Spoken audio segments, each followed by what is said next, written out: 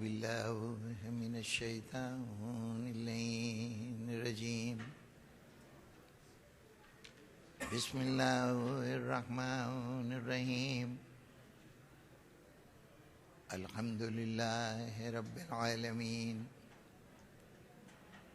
الصلاة والسلام على أشرف الأنبياء والمرسلين وعلى آله وعزته وأهل بيته الطيبين الطاهرين المعصومين صلوات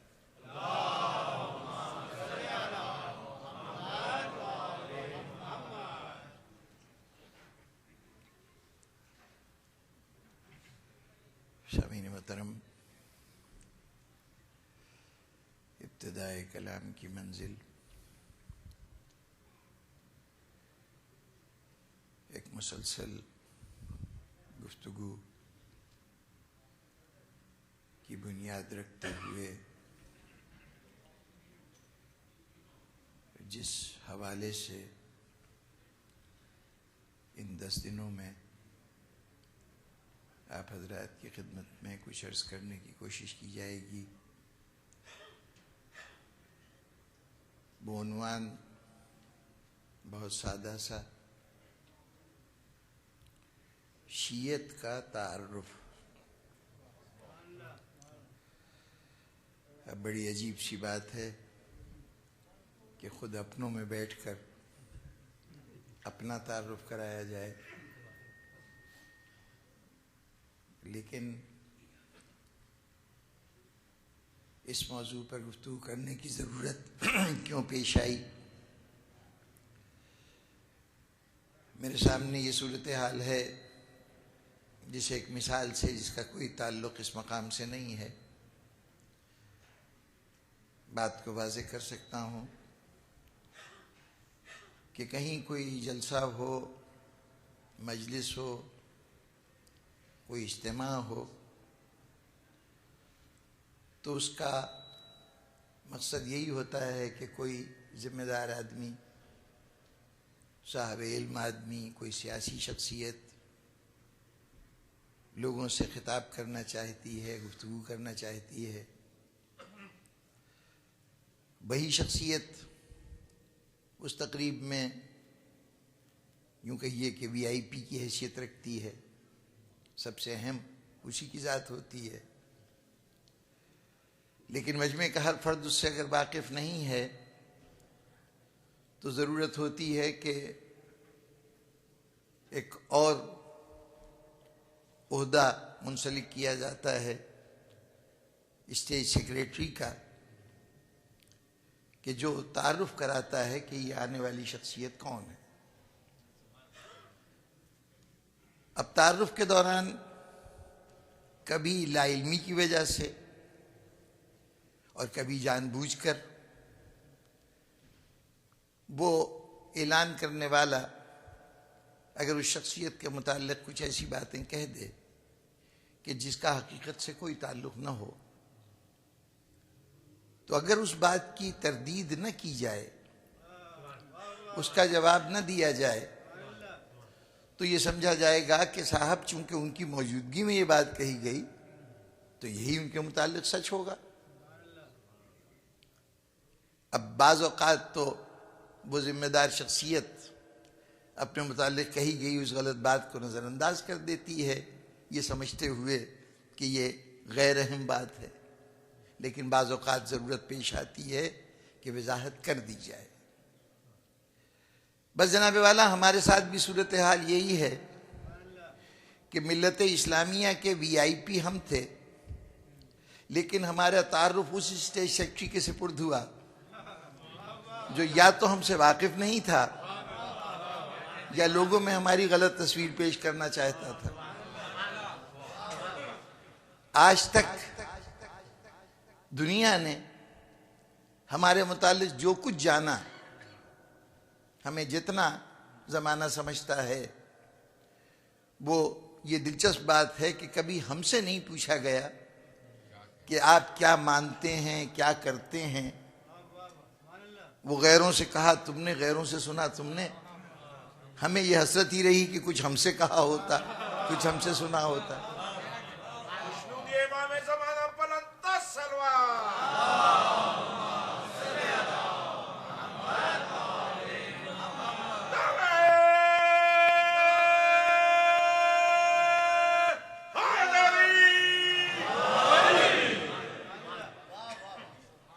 جب کبھی بات شروع ہوتی ہے کہ صاحب یہ جو شیعہ کہلاتے ہیں یہ کون لوگ ہیں، ان کا مسلک کیا ہے، ان کا پس منظر کیا ہے، تاریخ کیا ہے، تو اب بس قیاس آرائیوں کا ایک میدان ہے جس میں اپنی اپنی ذہنی صلاحیتوں کے مطابق جتنے گھوڑے دوڑا سکیں۔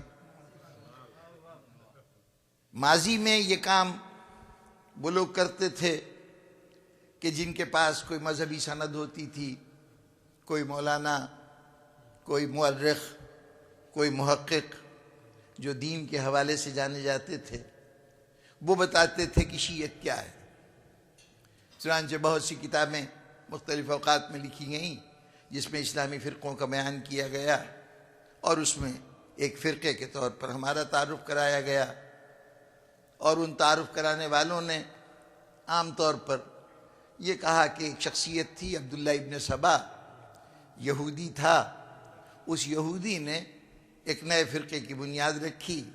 وہ یہودی وہ تھا کہ جس نے حضرت عثمان کے قتل کے لیے لوگوں کو جمع کیا تھا، اور حضرت عثمان اسی کی سازش کے نتیجے میں مارے گئے تھے، اور پھر یہ فرقہ بھی اسی کا بنایا ہوا ہے۔ ایک تو یہ بات مسلسل کہی جاتی رہی، اب اس کا پس منظر کیا ہے اور اس کی حقیقت کیا ہے یہ تو بعد میں دیکھا جائے گا، لیکن یہ بات وہ تھی کہ جو بڑے بڑے جید علماء بلا تکلف لکھتے رہے، کبھی چاہے اس کا کوئی حوالہ ہماری کسی کتاب سے دے سکیں یا نہ دے سکیں، ہم عبداللہ ابن سبا کے نام سے واقف بھی ہوں یا نہ ہوں، اس سے قطع تعلق، سارا الزام عبداللہ ابن سبا کے سے کہ سر باندھا گیا۔ اس کے بعد اس عہد میں ایک اور کلاس پیدا ہوئی جس کے ساتھ عام طور پر یونیورسٹیوں کی ڈگریاں ہیں، جو کم از کم ڈاکٹر صاحبان کہلاتے ہیں، پی ایچ ڈی انہوں نے کیا ہے، ان کی ظاہری شکل بھی ان روایتی علماء سے بالکل مختلف ہے، شاید وہ علامتی نشان کے چہرے پہ داڑھی ہو، یہ بھی وہاں پہ نہیں پایا جاتا، کئی ایسی شخصیتیں دنیا میں ہیں، اور وہ یونیورسٹیوں میں درس دیتے ہیں، اس حیثیت سے جانے جاتے ہیں۔ اب وہ اپنے آپ کو دنیا کے سامنے یہ تصور دیتے ہیں کہ ہم بڑے غیر جانبدار ہیں، ہمارا تو کسی سے کوئی تعلق نہیں، ہم کسی فرقے سے کوئی ربط نہیں رکھتے، اور پھر اس کے بعد کہنے کو وہ یہ کہتے ہیں کہ کوئی ربط نہیں رکھتے، لیکن دلوں میں وہ تمام باتیں کہ جو ان کے بزرگوں نے ان تک پہنچائی ہیں، بس انہی باتوں کی تکرار وہ ذرا نئے لفظوں میں، نئے انداز سے، بڑے محققانہ لب و لہجے میں دنیا کے سامنے کرنا شروع کر دیتے ہیں۔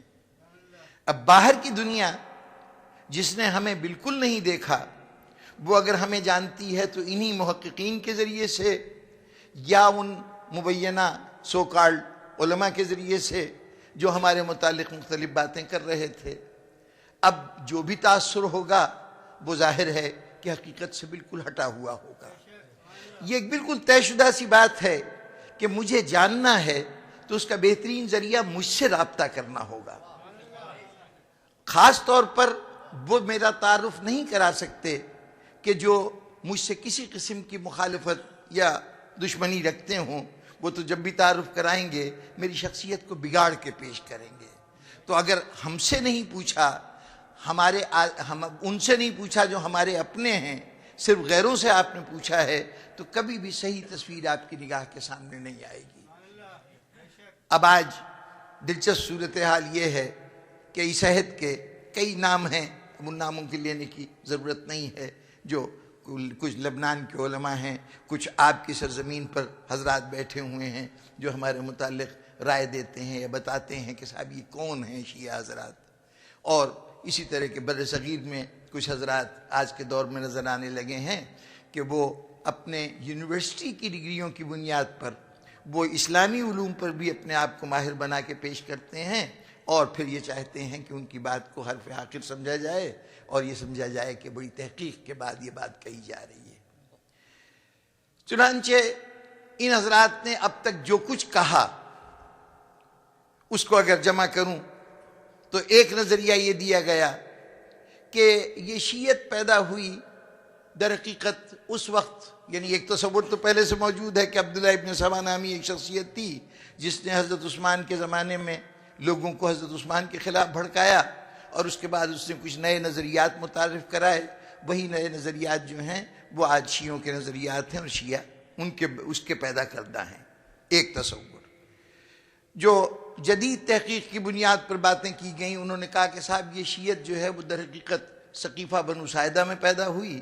ثقیفہ بنو ساعدہ جہاں حضور صلی اللہ علیہ وسلم کے وصال کے فوراً بعد آپ کی دفن کیے جانے سے پہلے کچھ مسلمانوں نے جمع ہو کے اس خلافت کو قائم کیا تھا جو بعد میں خلافت راشدہ کہلائی، یعنی حضرت ابوبکر کا جہاں انتخاب ہوا تھا۔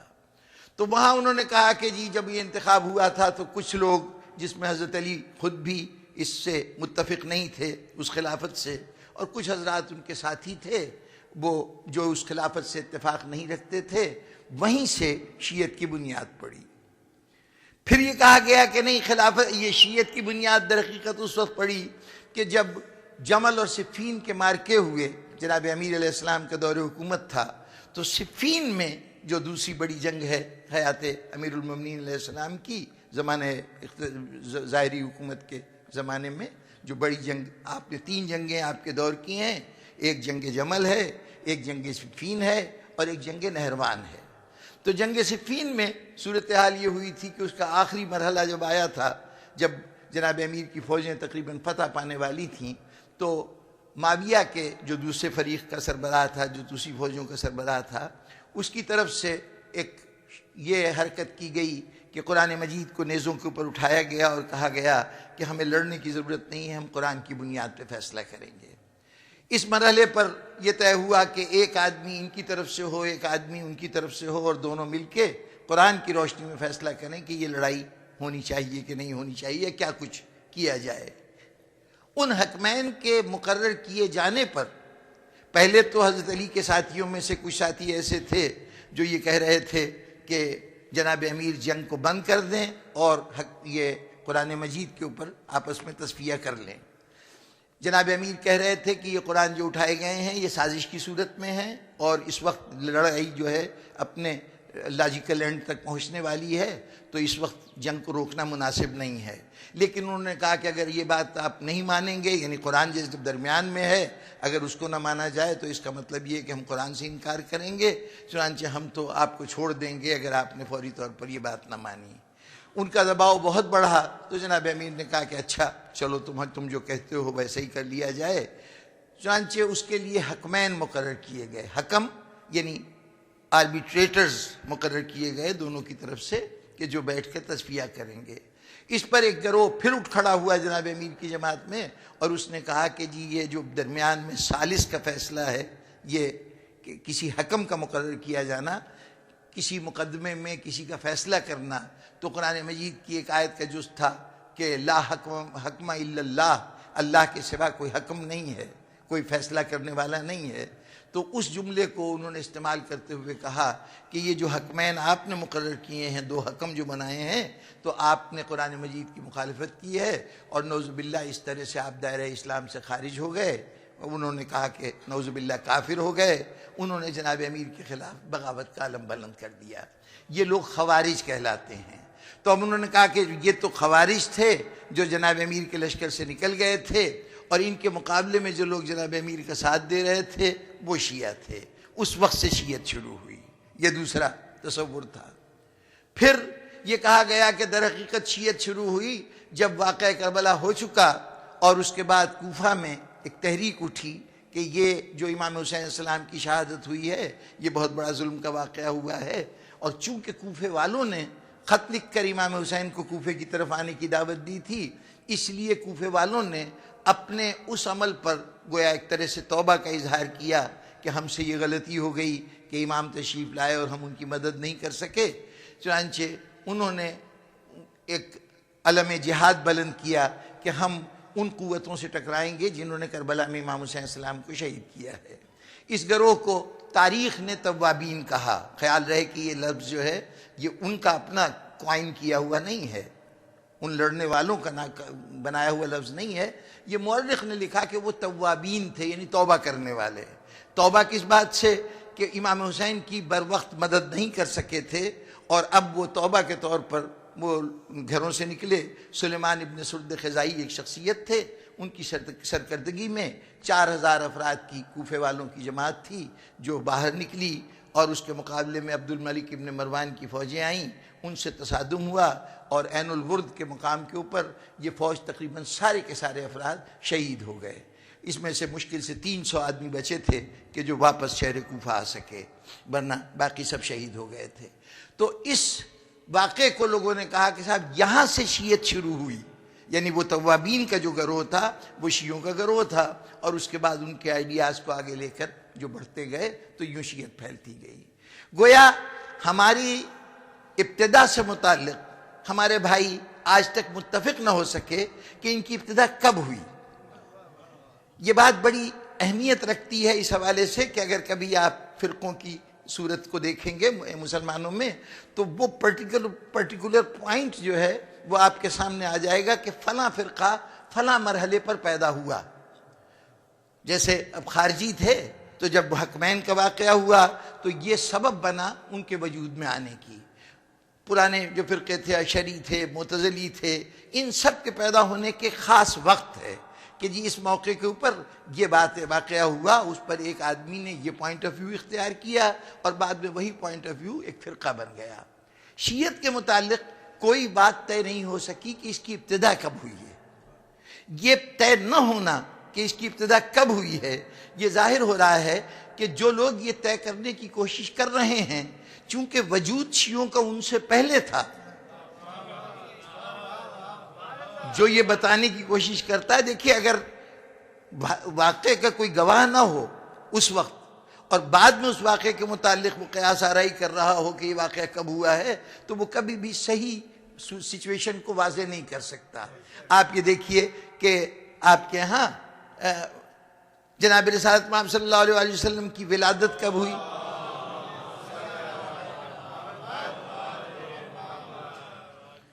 ولادت کب ہوئی؟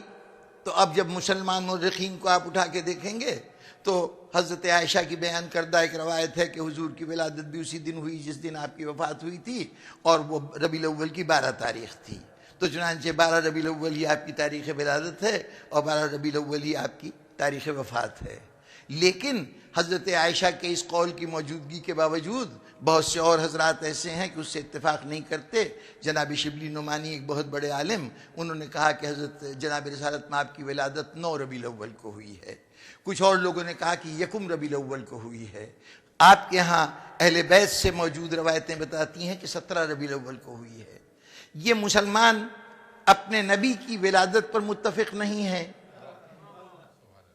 یہ متفق نہ ہونا سمجھ میں آتا ہے کہ اس وقت تو کسی کو کیا معلوم تھا کہ یہ جناب عبداللہ کے گھر میں جناب عبداللہ کی وفات کے بعد پیدا ہونے والا یہ بچہ، یعنی حضور صلی اللہ علیہ وسلم اپنے والد کے انتقال کے 52 ڈیز کے بعد ان کی ولادت ہوئی تھی۔ تو اب کس کو معلوم ہے کہ کل یہ منصب نبوت پہ فائز ہوگا؟ کون اس کی تاریخ یاد رکھے؟ بھول گئے مسلمان۔ لیکن کم سے کم یہ تو یاد ہونا چاہیے تھا کہ تاریخ وفات کیا ہے۔ وہاں بھی صورتحال یہ ہو کہ 12 ربیع الاول بھی تاریخ وفات کہلائے، 22 صفر کی 28 صفر بھی آپ کی تاریخ وفات کہلائے، اور درمیان کے اندر کی کئی تاریخوں کو کئی حضرات نے اپنے اپنے طور پہ تاریخ قرار دیا۔ کسی نے کہا کہ آپ کا انتقال 7 ربیع الاول کو ہوا تھا، کسی نے 5 ربیع الاول کو کہا تھا۔ جب آپ تاریخ کی کتابیں اٹھائیں گے تو وہاں اختلاف نظر آئے گا۔ یہ اختلاف کیوں ہوا؟ ولادت کی تاریخ پہ اختلاف کیوں ہے؟ شہادت کی تاریخ پہ اختلاف کیوں ہے؟ بنیادی بات یہ ہے کہ جو ان موقعوں پہ موجود تھے مسلمانوں کا رابطہ ان سے ٹوٹ گیا۔ ولادت کی تاریخ اس دن ہاتھ سے نکل گئی جب مسلمانوں نے ابو طالب سے رشتہ توڑا، اور وفات کی تاریخ اس دن نگاہوں سے اوجھل ہو گئی جب علی اور سیدہ سے ربط ٹوٹا۔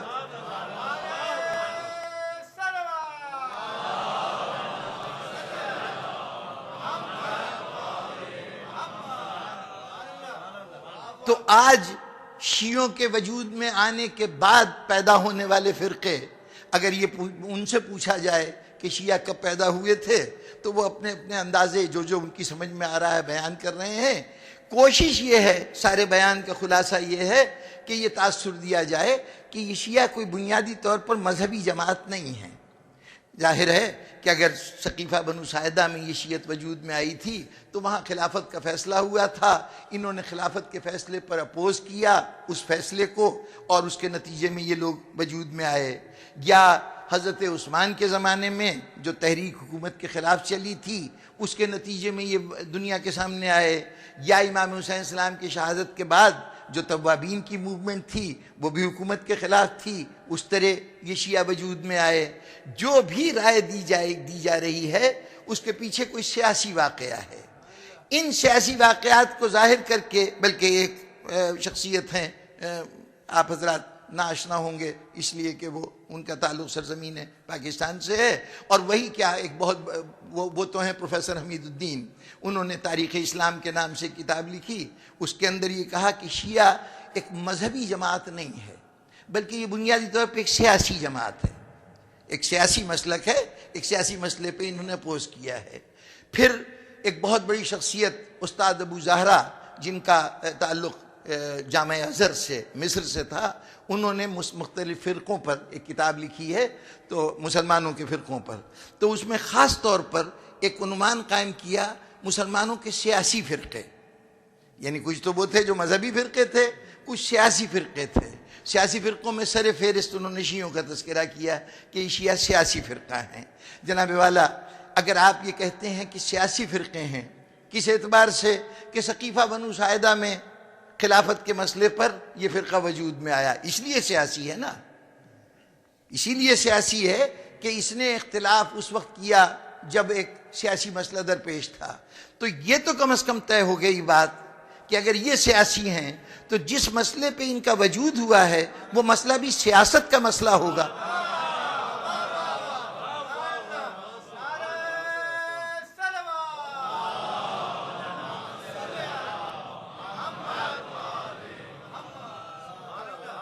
یعنی اس کے فکر کی کنٹرڈکشن کو آپ محسوس کر سکتے ہیں کہ ایک طرف تو یہ کہا جا رہا ہے کہ یہ فرقہ سیاسی ہے، اچھا سیاسی ہے تو اس کا مطلب ہے کہ جس مسئلے پر اختلاف کیا ہے وہ مسئلہ بھی سیاسی ہوگا۔ مسئلہ کیا تھا؟ خلیفہ کا تقرر، کون خلیفہ بنے۔ تو جب خلافت ایک سیاسی مسئلہ ہے تو اس مسئلے پر کسی کے کفر اور الحاد اور ایمان کا فیصلہ نہیں ہو سکتا۔ ہم سے یہ تقاضا کیوں کہ جناب آپ نے کسی سیاسی شخصیت کا انتخاب کیا ہے اپنی سربراہی کے لیے، تو یہ کہا جائے کہ چونکہ یہ اس کو نہیں مانتے تو اس لیے یہ دائرہ اسلام سے خارج ہیں۔ بھئی دائرہ اسلام ہے کہاں؟ یہ تو سیاست کی بات ہے نا۔ ہمیں حقیر کرنے کے لیے، ہمیں غیر مذہبی بنانے کے لیے، ایک باقاعدہ دین قرار دینے کے بجائے ہمیں ایک سیاسی موومنٹ قرار دینے کے لیے تو آپ نے کہہ دیا کہ یہ مسئلہ، یہ لوگ سیاسی ہیں، تو پھر اس مسئلے کو بھی تو سیاسی کہیے نا جس کی بنیاد پہ ہم نے اختلاف کیا۔ یہیں سے پتہ چلتا ہے کہ کہنے والا جو کچھ کہہ رہا ہے اس کے پیچھے حقائق کے بجائے صرف اس کے ذاتی خیالات ہیں، جس کو وہ بڑے زور شور سے ایک تحقیق بنا کے دنیا میں پیش کرنے کی کوشش کر رہا ہے۔ تفصیلات تو انشاءاللہ ہوتی رہیں گی، لیکن یہ ایک ڈاکٹر شیبی ہیں جنہوں نے لبنان میں ہمارے متعلق ایک کتاب لکھی۔ اب بڑی دلچسپ بات یہ کہ سب کو فکر بھی بہت زیادہ ہے، ہمارے متعلق لکھتے بھی رہتے ہیں، اور پھر ہم سے کوئی رابطہ نہیں ہوتا۔ جتنے حوالے ہوتے ہیں اپنی ہی کتابوں کے، اپنے ہی بزرگوں کے، انہی کی کہی ہوئی باتوں کو دہرایا جاتا ہے، بس یہ کہ رنگ بدل دیا جاتا ہے، زبان تبدیل کر دی جاتی ہے، لب و لہجہ مختلف کر دیا جاتا ہے، اپنے آپ کو ایک غیر جانبدار مقام پہ بٹھا کے یہ تاثر دیا جاتا ہے کہ ہم تو محقق ہیں، ہمارا کام تحقیق کرنا ہے، ریسرچ اسکالر کی حیثیت سے ہم یہ باتیں دنیا کے سامنے پیش کر رہے ہیں۔ تو جناب ڈاکٹر شیبی صاحب شیعوں کے متعلق لکھتے ہیں کہ یہ شیعہ جو تھے یہ 3 فیزز میں وجود میں آئے۔ پہلا فیز یہ تھا کہ جب اسلام دنیا کے اندر آیا تو اس وقت جناب امیر المومنین کے متعلق انہوں نے بڑے اچھے الفاظ استعمال کیے کہ جو جوہر اسلام تھا، جو اسپرٹ آف اسلام تھی، جو اس کی ایسنس تھا، اس ایسنس کے جو علمبردار شخصیتیں تھیں ان میں حضرت علی سر فہرست ہیں، جو روح اسلام کے ترجمان تھے۔ چنانچہ جو شروع کے ایمان لانے والے مسلمان تھے ان میں ایک جماعت، ایک گویا یعنی ایسے شخصیت کے جو ان کی ہم خیال ہے، جس سے وہ اپنے کو قریب پاتے ہیں، ان کے دل میں فطری طور پر حضرت علی کے لیے محبت کا ایک جذبہ پیدا ہوا، اور نتیجتاً وہ شخصیتیں جو تھیں ان وہ آئیڈیلائز کرنے لگے حضرت علی علیہ السلام کی ذات کو، اور ان کی شخصیت سے ہی بعد رسول اگر کوئی دین کے معاملے میں رہنمائی چاہیے تھی تو وہ حضرت علی سے وہ رہنمائی حاصل کیا کرتے تھے۔ یہ صرف اس حد تک شیعت تھی کہ یہ حضرت علی سے محبت رکھتے تھے، اور ان سے جب کبھی ضرورت پیش آتی تھی اور حضور تک وہ رجوع نہ کر سکیں تو وہ اس وقت حضرت علی کو اپنا رہبر مانتے تھے، یعنی ان سے مسئلہ پوچھ لیتے تھے۔ یہ جیسے کلاس روم میں بیٹھے ہوئے کچھ طالب علموں میں ایک طالب علم زیادہ پڑھائی کے اعتبار سے بہتر ہو تو جو کسی اعتبار سے کسی مسئلے پہ الجھ جائے، جو طالب علم وہ اس طالب علم سے رجوع کرے کہ ذرا بھائی بتانا یہ مسئلہ کیا ہے، یہ صورتحال کیسی ہے۔ بس یہ پوزیشن تھی اور یہی حضرت علی کا اسٹیٹس تھا اس گروپ کے اندر۔ اس اعتبار سے چند لوگ حضرت علی سے وابستہ نظر آتے تھے۔ بعد میں دوسرا فیز اس وقت پیدا ہوا کہ جب حضرت ابوبکر کی خلافت ہو گئی۔ اس خلافت کے بعد اب صورت یہ ہوئی کہ کچھ لوگوں نے اس موقع پر حضرت علی کا ساتھ دیا، کیونکہ جس وقت خلافت کا مرحلہ طے ہو رہا تھا تو مسلمانوں کی ایک جماعت تو ثقیفہ بنو ساعدہ کے میٹنگ روم میں بیٹھ کر یہ فیصلہ کر رہی تھی کہ خلیفہ کون ہو، اور حضرت علی کے ساتھ کچھ حضرات تھے جو حضور صلی اللہ علیہ وسلم کے گھر پر آپ کی تجہیز و تکفین میں مشغول تھے، آپ کے غسل کفن میں مشغول تھے۔ اب ایسے مرحلے پر یہ جو علیحدگی تھی، یہ جو لوگوں میں تقسیم تھی، اس تقسیم میں جن لوگوں نے حضرت علی کا ساتھ دیا، یعنی یہ گویا اس کے دوسرا اسٹیج تھا۔ یوں کہیے کہ حضرت علی سے محبت کی ابتدا ہوئی ہے حیات رسالت میں، پھر اس شیعت کی سیاسی نظریات واضح ہوئے اس وقت جب حضرت ابوبکر کا انتخاب ہوا، اور ان کا پوائنٹ آف ویو یہ ہوا کہ ہم ان کو برحق خلیفہ نہیں سمجھتے، حضرت علی کو خلیفہ برحق ہونا چاہیے، اس مسند کے لیے ان کو نامزد کیا گیا تھا۔ یہ اب ان کا پولیٹیکل شیپ بھی شیعت کی جو ہے وہ ہمارے سامنے آئی۔ پھر اس کے بعد انہوں نے کہا کہ تیسری اسٹیج اس وقت آئی کہ جب حضرت عثمان کا قتل ہو چکا، حضرت امیر المومنین علیہ السلام کا دور آیا، تو اب شیعوں نے اپنی زندگی کی پریکٹیکل لائف شروع کی۔ اب وہ ان کے ہاتھ میں اقتدار آیا اور اب وہ چاہتے ہیں کہ وہ کچھ دنیا کے اندر نافذ ہو جو ان کا پوائنٹ آف ویو ہے۔ تو اب یوں شیعت کی شکل جو ہے وہ جامع ہو گئی، گویا یہ گریجول کریشن ہوئی ہے شیعت کی، یہ کوئی ایک دن پیدا ہونے والا واقعہ نہیں ہے۔ یہ تمام باتیں جو کہی جا رہی ہیں شیعت کے ابتدا کے سلسلے میں نے عرض کیا کہ اس پیدائش پر متفق نہ ہونا، جبکہ تمام فرقوں کی پیدائش کی تاریخ بھی معلوم ہے، وہ مرحلہ بھی معلوم ہے کہ کس مرحلے پر کوئی فرقہ وجود میں آیا۔ ایک تو یہ بات، اور ایک یہ بات کہ شیعوں کے نام کا مسئلہ ایک تاریخ کا دلچسپ سوال ہے کہ یہ شیعہ لفظ جو کہا جاتا ہے یہ کس کا دیا ہوا نام ہے؟ کیا شیعوں نے کلیم کیا کہ ہم شیعہ ہیں، یا شیعوں کے مخالفین نے یہ نام دیا؟ اور صرف یہ ایک نام نہیں ہے، شیعوں کے جتنے نام دیے گئے وہ ان کی کافی تعداد ہے۔ ان کو رافضی بھی کہا گیا، ان کو بعد میں جعفری بھی کہا گیا۔ یہ تمام نام جو ہیں ان میں سے کوئی نام وہ نہیں ہے جو شیعوں نے کلیم کیا ہو۔ ابتدائے تاریخ میں شیعوں نے نہیں کہا کہ ہمارا یہ نام ہے، یہ نام ان کے مخالفین نے ان کی شناخت کے لیے، ان کی پہچان کے لیے نام رکھے۔ کہا جاتا ہے کہ صاحب یہ شیعہ نام جو ہے اس کا وجود یوں ہوا کہ جس وقت جمل اور صفین کی لڑائیاں ہوئی ہیں، تو خاص طور پہ صفین کی لڑائی، تو چونکہ یہ دونوں لڑائیاں اس بنیاد پہ لڑی جا رہی تھیں کہ جمل میں بھی حضرت عائشہ یہ کہہ کے آئی تھیں کہ ہمیں حضرت عثمان جو مارے گئے ہیں ان کے خون کا بدلہ لینا ہے، حضرت علی کی فوج میں کچھ وہ لوگ شامل ہیں جو قاتلان عثمان ہیں، تو وہ قاتل ہمارے حوالے کیے جائیں تاکہ ہم ان سے انتقام لے سکیں۔ یہی مطالبہ معاویہ کا تھا جو شام سے اپنی فوجیں لے کے آیا اور حضرت علی سے لڑ رہا تھا۔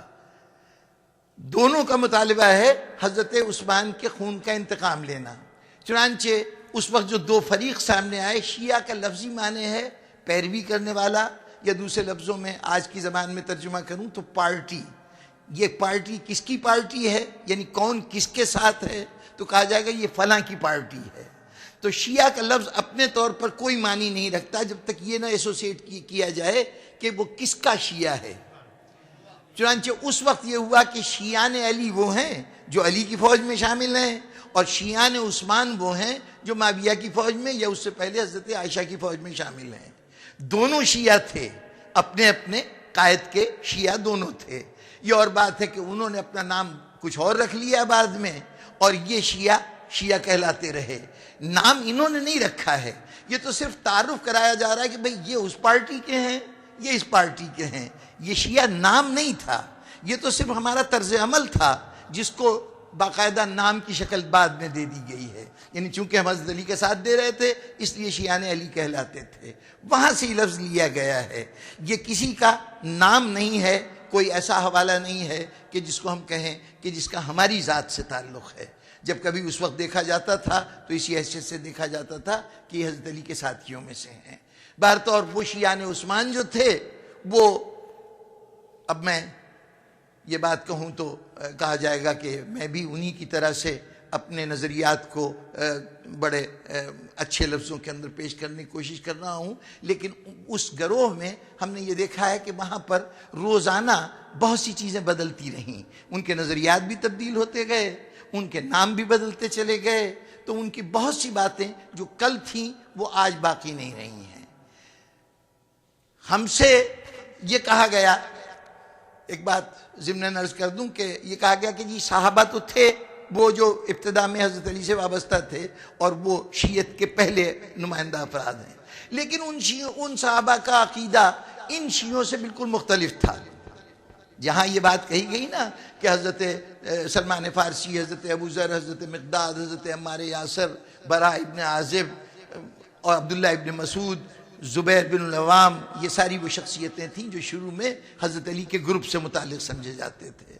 تو کہا گیا کہ یہ لوگ تھے تو حضرت علی سے محبت کرنے والے، لیکن ان کا اس شیعت سے کوئی تعلق نہیں تھا جس کے آج یہ کلیم کرنے والے ہیں شیعہ حضرات. جناب والا، آپ تو شاید قیامت تک یہ ثابت نہ کر سکیں کہ ان کے نظریات کیا تھے جو آج نہیں ہیں. یعنی یہ کہنا کہ شیعت کے نظریات اور ہیں اور ان کے نظریات اور ہیں، تو پہلے ان کے نظریات دکھائیے کون سے تھے اور پھر بتائیے کہ یہ نظریہ ان کا نہیں تھا. انہوں نے تو کہیں ہمیں اپوز نہیں کیا. ہمیں تاریخ میں کوئی ایسی مثال نہیں ملتی کہ شیعوں کے کسی عقیدے کی مخالفت ان صحابہ کرام نے کی ہو. لیکن میں آپ کو بخوبی دکھا سکتا ہوں کہ جو اس دور کے صحابہ کا نظریہ تھا آپ اس سے بالکل مختلف ہیں. مثال کے طور پر اس وقت کے صحابہ اس بات پہ متفق تھے کہ حضور کی ایک حدیث ہے. تاریخ کے بہت سے واقعات ہیں، اس کا میں صرف حوالہ دے سکتا ہوں، تفصیلات میں نہیں جا سکتا. جناب امیر علیہ السلام کے ایک ساتھی ہیں جناب عمار ابن یاسر. یہ عمار ابن یاسر مکے کے رہنے والے تھے، اصل میں یمن کی شخصیت تھے، مکے میں آ کے آباد ہوئے تھے. ان پر بہت ظلم و ستم ہوئے. دنیا اسلام کے پہلے شہید جو لوگ مسلمان ہونے کی وجہ سے شہید کیے گئے وہ جناب عمار کے والد حضرت یاسر ہیں اور جناب عمار کی والدہ حضرت سمیہ ہیں. یہ دونوں پہلے شہید ہیں. میاں بیوی حضرت عمار کے والدین، یہ دونوں کو یہاں شہر مکہ میں ابو جہل کے ہاتھوں اور امیہ ابن خلف کے ہاتھوں یہ لوگ مارے گئے تھے، قتل ہوئے تھے دشمنان اسلام کے ہاتھوں. حضور کی ہجرت سے پہلے کا واقعہ ہے، پہلے شہید ہیں. ان شہیدوں کا فرزند ہے عمار یاسر. وہ عمار یاسر ایک مرحلے پر جناب رسالت مآب نے، ایک مرحلے پہ نہیں بلکہ ایک سے زیادہ مراحل پر جناب رسالت مآب نے یہ فرمایا تھا کہ عمار یاسر ایک وقت وہ ہوگا کہ تم ایک گروہ باغی جو ہے، بغاوت کرنے والوں کا ایک گروہ ہے، وہ تمہیں قتل کر رہا ہوگا. وہ وقت ہوگا کہ تم ان کو جنت کی طرف دعوت دے رہے ہوگے اور وہ تمہیں جہنم کی طرف بلا رہا ہوگا. جب جناب امیر علیہ السلام کی فوج میں عمار یاسر صفین میں پہنچے ہیں ان کے سپاہی کے طور پر، تو معاویہ کی فوج میں کھلبلی مچ گئی کہ عمار تو علی کے ساتھ آئے ہیں. تو پہلے یہ کہا گیا کہ یہ عمار کچھ دنوں کے بعد علی کو چھوڑ کے ہمارے ساتھ ملیں گے، ابھی پریشان نہ ہو، یہ الٹیمیٹلی ہمارے ساتھی ہوں گے. لیکن عمار میدان جنگ میں جہاد کرتے ہوئے جب شہید ہو گئے تو اب اور زیادہ پریشانی بڑھی کہ اب کیا کریں، کیونکہ لوگوں نے کہنا شروع کیا کہ ہم گروہ باغی ہیں، ہمارے ہاتھوں سے عمار مارے گئے. تو اس وقت ایک عجیب و غریب آرگومنٹ ایجاد کیا گیا، اور وہ آرگومنٹ یہ تھا کہ لوگوں سے کہا گیا کہ جناب عمار کو ہم نے نہیں مارا ہے، عمار کو تو ان علی نے مارا ہے جو ان کو میدان میں لے کے آئے تھے. جس کے اوپر جناب امیر نے جواب دیا تھا پھر اس کا مطلب ہے کہ حضرت حمزہ کا قاتل کفار مکہ نہیں تھے بلکہ رسول اللہ تھے جو حضرت حمزہ کو احد کے میدان میں لے کے گئے تھے. جی تو یہ عمار، اب اس کے لیے یہ حدیث رسول اس وقت اتنی شہرت رکھتی تھی کہ حضور نے یہ کہا ہے کہ ان کو گروہ باغی قتل کرے گا. اب جب اس عہد کا مسلمان بھی اس حدیث سے واقف تھا اور آج کا مسلمان بھی ناواقف نہیں ہے، آج کا مسلمان بھی ان کی تمام محترم کتابوں میں یہ بات درج ہے کہ حضور نے یہ ارشاد فرمایا تھا، ایک موقع پہ نہیں، مسجد نبی کی تعمیر کے وقت بھی فرمایا، جس وقت خندق کھودی جا رہی تھی جنگ خندق میں اس مرحلے پر بھی یہ ارشاد فرمایا.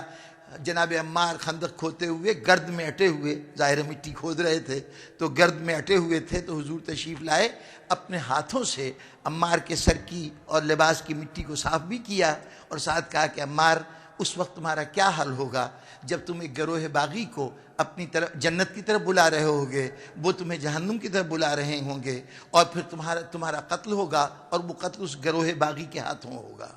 باغی گروہ وہ لوگ کہ جنہوں نے خدا و رسول سے بغاوت کی ہے. یہ حدیث میں ارشاد موجود ہے، آج کا مسلمان بھی جانتا ہے، اس وقت کا مسلمان بھی جانتا تھا. اس وقت کے مسلمان کے جو صاحب فہم تھے ان کا نظریہ یہ تھا کہ وہ گروہ باغی ہے جو حضرت عمار کو قتل کرے. اب اگر آج کا مسلمان عمار کے قاتل کو رضی اللہ تعالیٰ عنہ کہے تو مجھے کہنے کا حق پہنچتا ہے کہ صحابہ کا نظریہ کچھ اور تھا، آج کے ان کے ماننے والوں کا نظریہ کچھ اور ہے.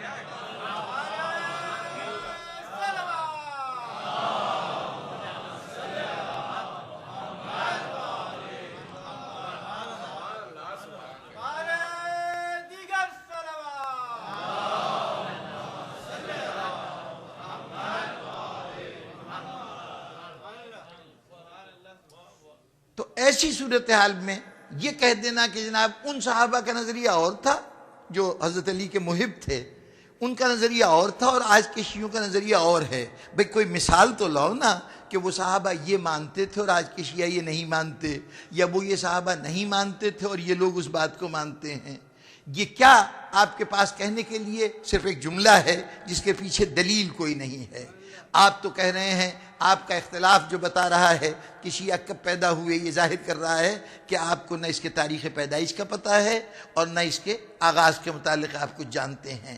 تفصیلی باتیں تو ہوں گی، مختصر لفظوں میں کہوں کہ یہ جو ساری آپ کو الجھن ہو رہی ہے کہ یہ شیعہ جو ہیں یہ کب پیدا ہوئے، تو اس الجھن کا یعنی جو آج تک آپ تصفیہ نہیں کر سکے کب پیدا ہوئے، اس کی بنیادی وجہ یہ نہیں ہے کہ آپ کی معلومات کی کوئی کمی ہے، آپ نہیں جانتے کہ ان کی پیدائش کب ہوئی. اصل مسئلہ یہ ہے کہ اصل اسلام جو اللہ کا نبی لے کے آیا تھا وہ اسلام دنیا کے اندر موجود رہا، وہ پیغام جو تھا کچھ لوگوں نے اس کو قبول کیا. جس وقت کوئی بھی تحریک شروع ہوتی ہے، کوئی بھی نیا میسج دنیا کے سامنے آتا ہے، اس کو جو لوگ قبول کرتے ہیں، جو اس کو ایمبریس کرتے ہیں، ان سب کی ذہنی سطح قبول کرنے کی ایک جیسی نہیں ہو سکتی. دیکھیے ایک سمپل سی بات ہے کہ کسی مذہب کو قبول کرنے کے لیے یہ نہیں ہوتا، ایسا بہت کم ہوتا ہے کہ کوئی شخصیت پوری طرح سے اس مذہب کو اسٹڈی کرے، اس کے تمام جتنے بھی جائز اور ناجائز اور درست اور غلط باتیں جس کو اس نے قرار دیا ہے ان سب کا جائزہ لے اور اس کے بعد فیصلہ کرے کہ میں یہ مذہب اختیار کروں گا. آج بھی کنورژن اگر کہیں ہوتی ہے، کوئی اپنے مذہب کو چھوڑ کے دوسرا مذہب اختیار کرتا ہے تو تھارو اسٹڈی کے بعد نہیں، بلکہ زندگی میں کوئی ایک واقعہ ہوتا ہے، کوئی ایک پہلو ہوتا ہے. کتنے ہمارے برادران اہل سنت ہیں کہ جنہوں نے ترک مذہب کیا اور شیعہ بنے تو صرف اتنی سی بات پر کہ جناب سیدہ نے اگر اپنے بابا کی چھوڑی ہوئی مملکت میں سے اپنے باغ کے لیے کا دعویٰ دائر کیا تھا، ان کا دعویٰ صحیح ہو یا غلط ہو یہ بحث بعد میں ہوگی۔ بات یہ ہے کہ اتنی بڑی سلطنت جب ایک اس کو حوالے کی جا رہی ہے جس کا اس سلطنت کے قائم کرنے میں کوئی حصہ نہیں، تو کم از کم اگر اس سلطنت قائم کرنے والی کی بیٹی اگر ایک باغ کا مطالبہ کرے تو اس مطالبے کو قبول نہ کرنا سوائے ذہنیت کے انتہائی پست ہونے کے اور کسی چیز کی پہچان نہیں ہے۔ کہ اتنی چھوٹی سی بات کیا یہ بھی اس حکومت کے لیے قابل قبول نہیں تھی؟ یہ سوائے اس کے کہ اولاد رسول کو اذیت پہنچانا پیش نظر ہو اور اس کے علاوہ کوئی سبب نہیں ہو سکتا۔ یہ خیال کئی لوگوں کو ترک مذہب پہ مجبور کر دیتا ہے۔ اب انہوں نے ترک مذہب کیا، اس کے بعد پھر باقی شیعت کو بھی انہوں نے قبول کر لیا۔ اختلاف کہاں پیدا ہوا؟ صرف ایک واقعے کے اوپر۔ میں ایک ایسی شخصیت کو جانتا ہوں کہ جو ہمارے یہاں سول سروس کے ایک اعلیٰ عہدے پہ فائز تھے، اللہ نے ان کو صرف بیٹیاں دے رکھی تھیں اور اس کے ساتھ بے پناہ جائیداد اور ان کی زندگی میں کمائی ہوئی کافی دولت۔ جب انہیں یہ احساس ہوا کہ اگر قانون وراثت پر عمل کیا جائے اہل سنت کے تو یہ ساری دولت اس کا ایک چھوٹا سا حصہ تو بیٹیوں کو ملے گا اور باقی سارا ان کے رشتہ داروں میں تقسیم ہو جائے گا۔ وہ نہیں چاہتے تھے کہ ان کی دولت رشتہ داروں میں تقسیم ہو، تو انہوں نے کہا کہ جناب کوئی طریقہ ایسا ہے۔ معلوم ہوا کہ شیعوں کے ہاں قانون یہ ہے کہ اگر باپ دنیا سے جائے اور بیٹی موجود ہو تو جو کچھ بھی باپ کا چھوڑا ہوا ہے وہ اس کو ملے گا، یہ باقی رشتہ داروں میں تقسیم نہیں ہوگا۔ انہوں نے کہا کہ جناب پھر انہوں نے باقاعدہ ڈکلیئر کر دیا کہ میری جائیداد جو ہے وہ شیعہ مسلک کے مطابق تقسیم کی جائے، اس لیے کہ میں نے شیعہ مسلک اختیار کیا۔ تو اب قبول تو کیا ہے صرف اپنے بیٹیوں کو حق دلانے کے لیے، لیکن ان کا کہنا تھا، براہ راست ان سے گفتگو ہو چکی ہے، انہوں نے کہا کہ میں نے شیعت اس لیے قبول کی ہے کہ میں نے سوچا کہ جو شیعت میری بچیوں کو ان کا حق دلا رہی ہے وہ شیعت باقی زندگی کے شعبوں میں بھی ہمیں حق ہی دلائے گی۔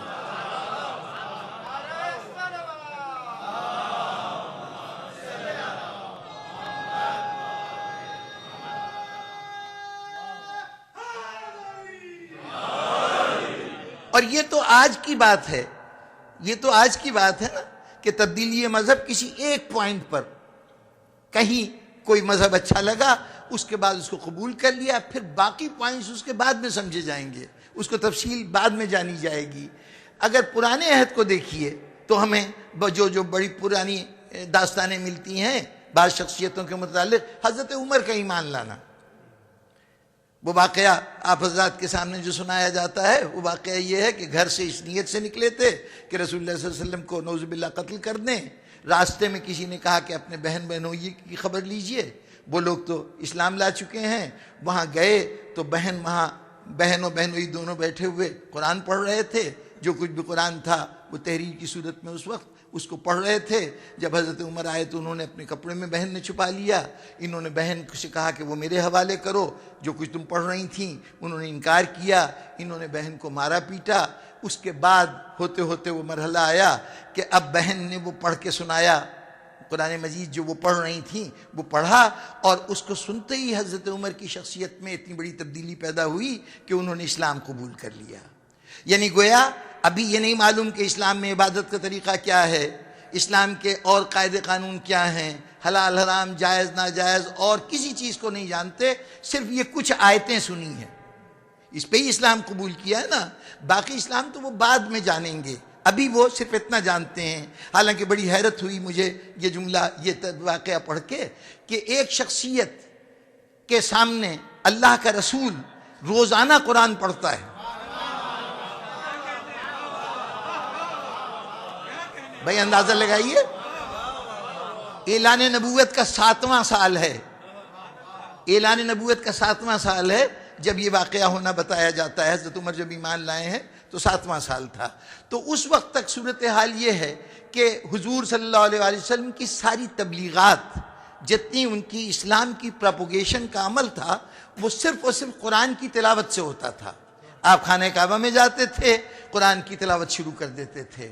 کفار کو انہوں نے جتنی دعوت اسلام دی ہے وہ قرآن ہی کے لفظوں میں دی ہے، اور کفار یہی کوشش کرتے تھے کہ یہ قرآن نہ سنانے پائیں، اس لیے کہ جہاں قرآن سناتے تھے تو اس کے اثر میں دنیا اسلام کو قبول کرتی جاتی تھی۔ اتنے عرصے رسول قرآن سناتے رہے لیکن اس کا اثر نہیں ہوا۔ ایک دن بہن نے قرآن سنایا تو اس کا اثر ہو گیا۔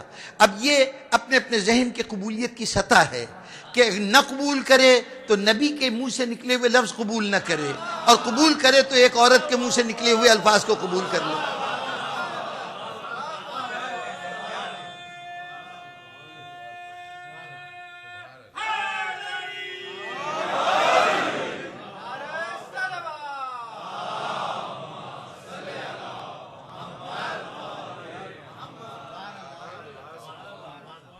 تو جناب والا، اسلام کو قبول کرنے والے ماضی کے ہوں یا آج کے ہوں، جو بھی اسلام قبول کرے گا وہ پورے اسلام کو، ہیں ایسی شخصیتیں بھی ہیں، سلمان فارسی جیسی شخصیتیں ہیں جنہوں نے پوری تحقیق کے بعد اور مختلف امتحانوں کے بعد پھر جا کے قبول کیا کہ یہ اسلام وہی دین ہے جس کی میں تلاش میں تھا۔ لیکن اکثریت وہ ہوگی جو کسی ایک بات کے ذریعے سے اسلام کو قبول کرے گی۔ جب بھی کسی تحریک کا کوئی شخص ساتھ دے گا تو کسی ایک جز سے متاثر ہوگا، باقی پھر جب اس میں شامل ہو جائے گا، اس سسٹم کو ایکسیپٹ کر لے گا تو پھر اس کی ڈیٹیلز اس کے سامنے واضح ہوتی جائیں گی۔ چنانچہ قبولیت کے دن یہ طے نہیں ہو سکتا کہ یہ کس گریڈ کا مسلمان ہے۔ اس ایکسیپٹنس کے مرحلے پر میں کچھ زیادہ مشکل تو نہیں ہوں خیالات کے اعتبار سے، میرا خیال ہے کہ اصولاً مجھے زیادہ قریب ہونا چاہیے کہ میں اسی سطح پہ بات کر رہا ہوں جس سطح پہ آپ لوگ اپنی زندگی کے معاملات کو روزانہ ڈیل کرتے ہیں۔ امام زمانہ بلند الصلوات۔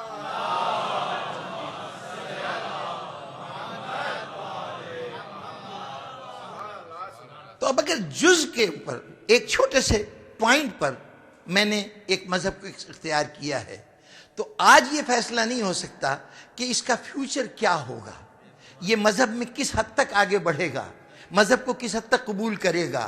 آج ایک بات بڑی اچھی لگی، کل مذہب کی اور بہت سی باتیں ایسی ہوں کہ جہاں کے اوپر جا کے اختلاف ہو جائے کہ بھئی یہ تو نہیں ہمیں قابل قبول۔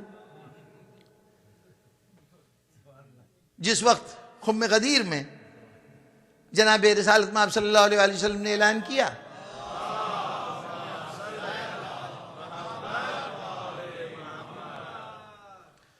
تو اس مرحلے پر وہاں تو جتنے مسلمان موجود تھے سب نے اس اعلان کو قبول کیا، ظاہراً قبول کیا یا دل سے قبول کیا اس سے ہمیں بحث نہیں ہے، ظاہرہ طور پر جتنا مجمع تھا سب نے قبول کیا اور سب نے آ کے جناب امیر کو مبارکباد دی۔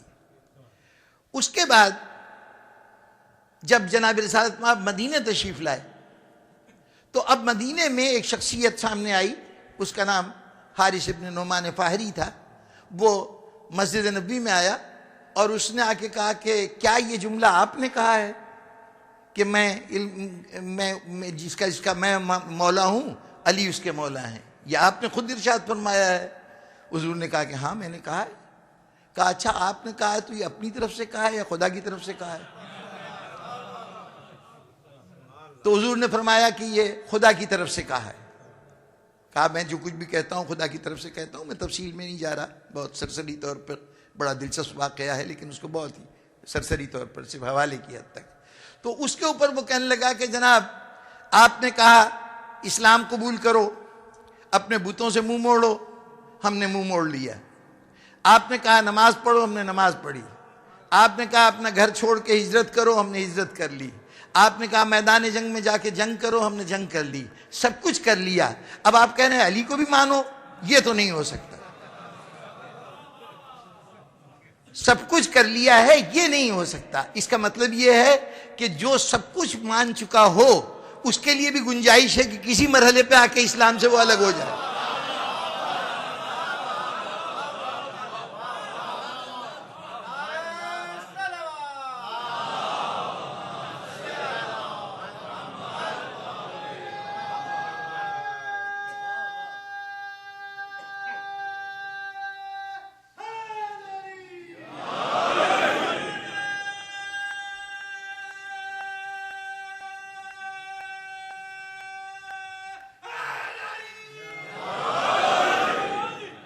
اب ہم سے کوئی آ کے یہ نہ کہے کہ فلاں شخصیت فلاں وقت پہ ایمان لائی تھی،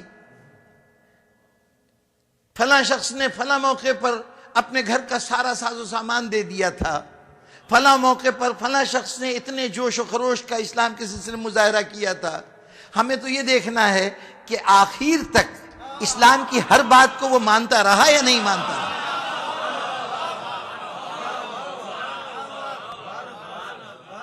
کسی کا آغاز اس کے صحیح رہنے کی دلیل نہیں ہے، انجام بتائے گا کہ صحیح تھا کہ نہیں۔ چنانچہ جس کی فضیلتیں ہی تمام تر یہ ہوں کہ شروع میں انہوں نے یہ کیا تھا، تمام خوبیاں گنا دی جائیں، لیکن آخر کے اندر آ کے صورتحال یہ ہو کہ کوئی فضیلت بیان کرنے کے لیے نہ رہ جائے، تو اس کا مطلب یہ ہے کہ کہیں دال میں کچھ نہ کچھ کالا ہے۔ انجام کو بتائیے کہ کس کا انجام کیسے ہوا ہے۔ کیا رسول کی کہی ہوئی ہر بات کو اس معاشرے نے، اس فرد نے قبول کر لیا تھا؟ تو چنانچہ ہر مسلمان کو ہم ایک سطح پہ نہیں رکھ سکتے، ایک ذہنی حالت پہ نہیں رکھ سکتے۔ ہمیں واضح طور پر اس بات کو سمجھنا ہوگا کہ کس مسلمان کا کیا اسٹیٹس ہے، اس کے بعد پھر فیصلہ ہوگا کہ ان میں سے کس کی پیروی کی جائے اور کس کی پیروی نہ کی جائے۔ لوگ عوام الناس کے دیکھنے کے پیمانے، گفتگو انشاءاللہ آگے چلے گی، لیکن عوام الناس کے دیکھنے کے پیمانے تو یہ ہوتے ہیں کہ کس کے پاس اقتدار ہے، کس کے پاس اختیار ہے، کس کے پاس دولت ہے۔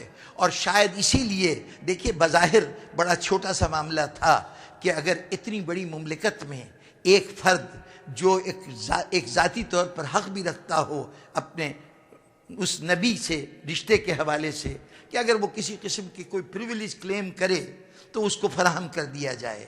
عام طور پر وہ پریویلیجز دیے جاتے ہیں۔ یہی دلیل تھی نا جناب سیدہ کے مطالبے کو رد کرنے کی، کہ رسول یہ فرما گئے ہیں کہ ہم نے جو کچھ چھوڑا ہے وہ صدقہ ہوتا ہے اور وہ کسی کا ترکے میں نہیں دیا جا سکتا۔ کوئی ہیریٹیج نہیں ہے کہ جو ایک سے دوسرے کو منتقل ہو، میرا چھوڑا ہوا جو کچھ ہے وہ عوام کی ملکیت ہے۔ جناب والا، اگر یہ اصول ہے کہ رسول کا چھوڑا ہوا کسی کی ذاتی ملکیت نہیں ہوتا، یہ اصول ہے، تو یہ اصول بیٹی پہ تو اپلائی ہو گیا، ان بیویوں پہ کیوں نہیں اپلائی ہوا جو ان حجروں میں رہ رہی تھیں جو رسول کے چھوڑے ہوئے تھے؟ بلکہ ہمیں تاریخ نے بتایا کہ حضرت ابوبکر کا جب آخری وصال کا وقت آیا تو آپ نے خاص طور پر اپنے بیٹے کو بھیجا اپنی صاحبزادی کے پاس، حضرت عائشہ کے پاس، ام المومنین حضرت عائشہ کے پاس بھیجا کہ جا کے ان سے یہ کہو کہ مجھے اجازت دے دیں کہ میں رسول کے پہلو میں دفن ہو جاؤں۔ یہ اجازت کیوں مانگی جا رہی ہے کہ حجرہ چونکہ بیٹی کا ہے، یہ حق ان کو پہنچتا ہے کہ وہ اجازت دیں تو میں دفن ہو سکتا ہوں۔ اگر بیٹی کو آپ نے یہ یعنی ایک فیور کیا تھا کہ بھئی رسول کی بیویاں باخر کہاں جائیں گی، جن گھروں میں رہ رہی ہیں ٹھیک ہے رسول کے چھوڑے ہوئے ہیں اور رسول کے چھوڑا ہوا ترکہ نہیں ہوتا، ہم نے ان کو عطیہ کے طور پہ دیا ہے، تو پھر اس میں ان کے اجازت کی ضرورت نہیں تھی۔ آپ کو تو اجازت قوم سے لینی چاہیے تھی جو دراصل مالک تھے اس حجرے کے۔ بھائی جب رسول کا چھوڑا ہوا صدقہ ہے تو وہ قوم کو ہی جانا تھا نا، تو اب قوم سے پوچھا جاتا کہ تم بتاؤ ہم یہاں پہ دفن ہو جائیں کہ نہ ہو جائیں۔ حضرت عمر نے اس فیصلے پر مہر تصدیق ثبت کی کہ جب ان کے پیٹ میں خنجر لگا تو انہوں نے بھی خاص طور پر حضرت عائشہ سے یہ کہلوایا کہ جناب مجھے بھی اجازت دے دی جائے کہ میں حجرے میں دفن ہو جاؤں۔ تو حضرت عائشہ نے کہا میں نے ایک پورشن رکھا تھا اپنے لیے، لیکن چلیے آپ وہاں پہ دفن ہو جائیں، تو چنانچہ ان کا دفن وہاں پہ کیا گیا۔ بیویوں کی ملکیت کو اتنے زور و شور سے تسلیم کیا جائے کہ وقت کا حاکم بھی ان کی اجازت کے بغیر اس حجرے میں قبر نہ پا سکے۔ بیٹی اگر آئے تو اس سے کہا جائے کہ جی آپ کو حق نہیں پہنچتا لینے کا۔ یہ صرف اس لیے تھا سامعین محترم، فدق اس وقت موضوع نہیں ہے، پر یہ تو ضمناً بات آ گئی زبان کے اوپر، اس لیے اس باغ کو حوالے نہیں کیا گیا تھا کہ ارباب اقتدار یہ جانتے تھے، جن کے پاس حکومت آئی تھی وہ جانتے تھے کہ عوام الناس کے سوچنے کا انداز یہ ہوتا ہے کہ ضروری نہیں ہے کہ کسی سے ان کو کچھ مل رہا ہو۔ اگر اس کے پاس دولت ہے، اس کے پاس اقتدار ہے، تو کم سے کم ایک طبقہ ہوتا ہے لوگوں کا کہ جو اقتدار کو دیکھ کے بے ساختہ سلام کرنا شروع کر دیتے ہیں. دولت مند کے پاس دولت دیکھی، ہر چند کے اس دولت سے خود کچھ نہیں مل رہا، لیکن اس کے باوجود بڑا آدمی ہے اور اس کو عزت اس کو دیتے ہیں. یہ نہیں چاہتے کہ آل محمد کے پاس یہ علامتی عزت بھی رہ جائے.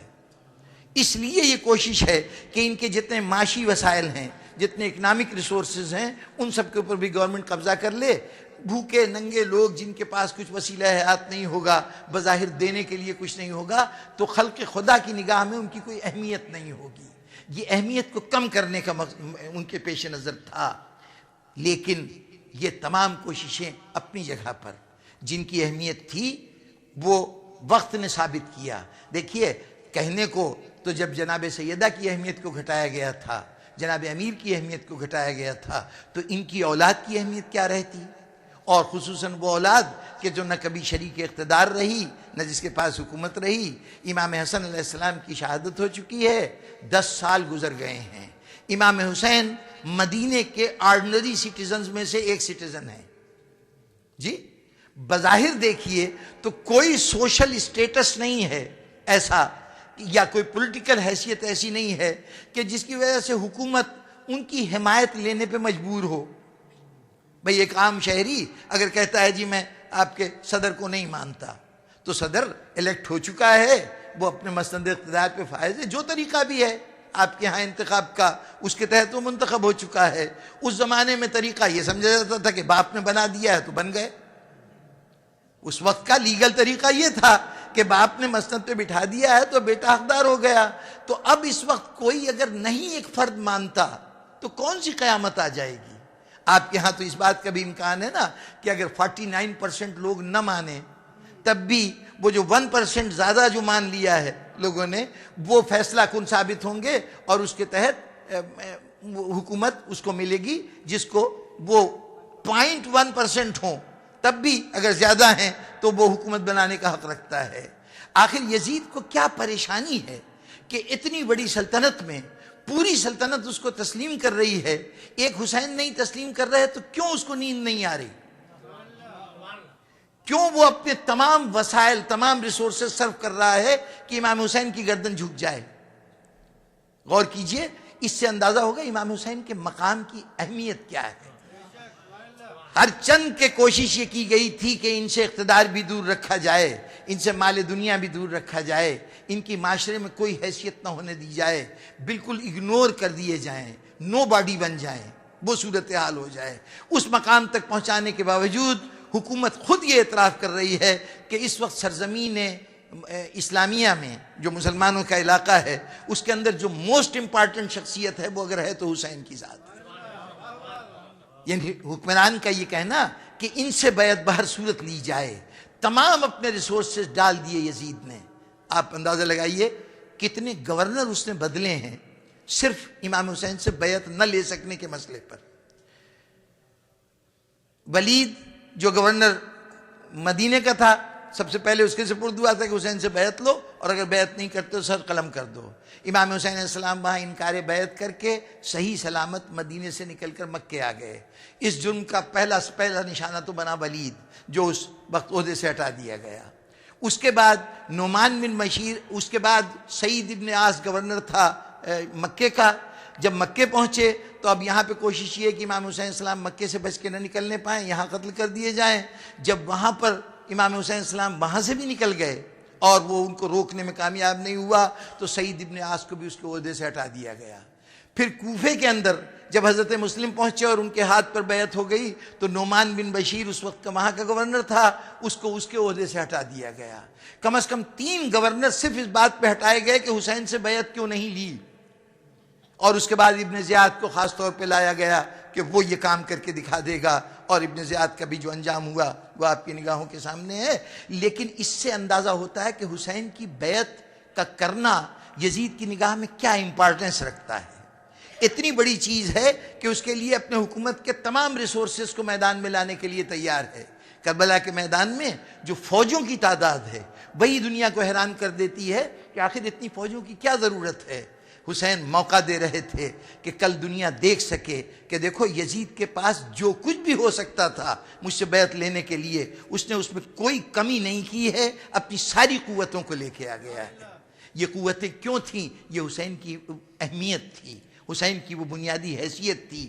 یہ ہم نہ مانیں، آج کا زمانہ نہ سمجھ سکے، لیکن یزید اچھی طرح جانتا تھا کہ بیعت حسین حسین کی بیعت نہیں ہے۔ اس کا مطلب یہ ہوگا کہ رسول میرے سامنے جھک گئے، اس کا مطلب ہوگا کہ خدا میرے سامنے جھک گیا۔